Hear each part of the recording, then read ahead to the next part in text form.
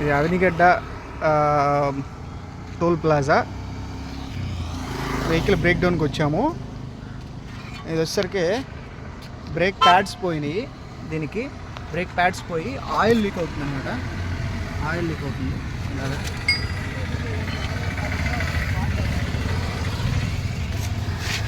Oil కంప్లీట్గా leak అయింది. Customer phone చేసి ఆయిల్ లీక్ అవుతుంది, బ్రేక్ ఏం పడట్లేదు అని చెప్తే వచ్చాము. బ్రేక్ ప్యాడ్స్ రీప్లేస్ చేస్తున్నాను.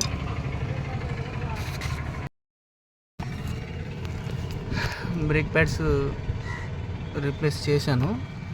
అయితే యాక్చువల్గా బ్రేక్ ప్యాడ్ ఇలా చాలా బాగా అరిగిపోయింది. చూడండి, అరిగిపోయి ఇక్కడ సైడ్ ఎంపటికి వచ్చేసింది.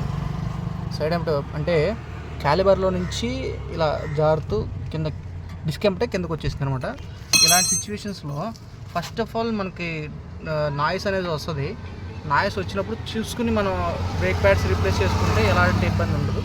కానీ రీప్లేస్ చేసుకోనప్పుడే ఇలాంటి కంప్లైంట్స్ అనేవి వస్తాయి అన్నమాట. ఇది వెహికల్ రోడ్డు మధ్యలో బ్రేక్ డౌన్ అయిపోయింది. బ్రేక్ ప్యాడ్స్ ఇలా అయిపోయినాయి. రెండు పక్కల వేసాము, రెండు పక్కల రీప్లేస్ చేశాను. బ్రేక్ ప్యాడ్స్ బాగా అరిగిపోయినాయి అనమాట. వాడు వీల్ ఎక్కిస్తున్నాడు.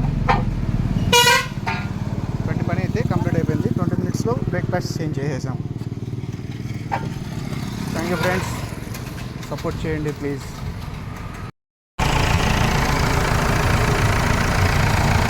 బ్రేక్ ఆయిల్ కూడా రీప్లేస్ చేస్తున్నాం, ఎందుకంటే బ్రేక్ ఆయిల్ చాలా తక్కువగా ఉంది.